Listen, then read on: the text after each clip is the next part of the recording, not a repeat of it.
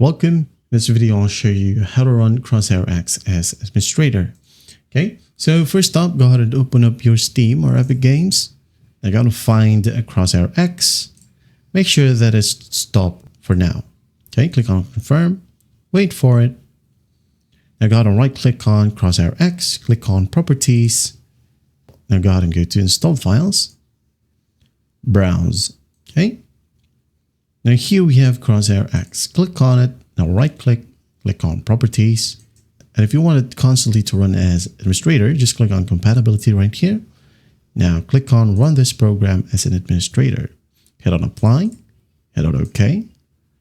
Double click on it to test it out. There'll be a prompt. Just click on yes and just wait for it to open.